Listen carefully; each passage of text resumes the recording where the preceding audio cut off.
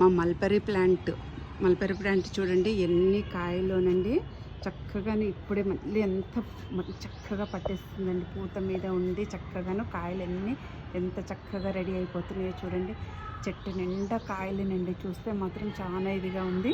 చక్కగాను మా క్రితం లేడండి. మా క్రితం ఉంటే మాత్రం వాడు చెట్టు మీద తెంపి చెట్టు మీద ఇస్తే చక్కగా తినేవాడు. చూడండి ఎన్ని కాయలోనండి. ఇప్పుడే స్టార్ట్ అవుతున్నాయి ఇవన్నీ. చూడండి ఎంత చక్కగా చెట్టు నిండానండి. ఆకులు కోసేస్తుంటే నిన్న మొన్న రాలేదండి అసలు.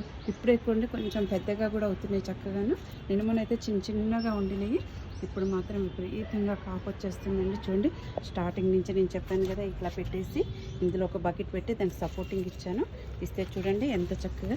నేను ఓన్లీ దీనికి అప్పుడప్పుడు కొంచెం ఇక్కడ మొదల దగ్గర కొంచెం కిచెన్ వేస్ట్ పెడుతూ ఉంటాను అంతేనండి, ఏమీ లేదు.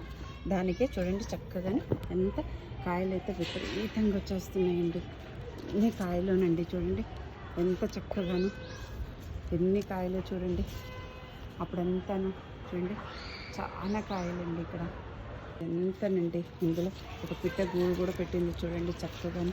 ఈ కాయలు చూస్తుంటే ఎంత బాగున్నాయేనండి. అది తెంపుకొని ఇట్లా మనం చెట్టు మీదనే తెంపుకొని తింటూ ఉంటే ఎంత చక్కగా ఉంటుందో తెలుసండి. మనకైతే ఎంత ఇదిగానే ఉంటాయండి. రేపటి వరకు ఇవి మక్కిపోతాయి చక్కగాను. చక్కటి కాయలండి. చెట్టు నిండా కాయలే ఉన్నాయండి ఎక్కడ చూసినాను. ఇవన్నీ మిద్దె తోటలోనే చిన్న బకెట్లోనే మనం పెంచుకోవచ్చు. పెద్దగా అవసరం చూడండి. బకెట్లోనే చూసినా ఎంత బాగుంది. ఇది ఓన్లీ కిచెన్ వేస్టేనండి, ఏమీ లేదు దీనికి.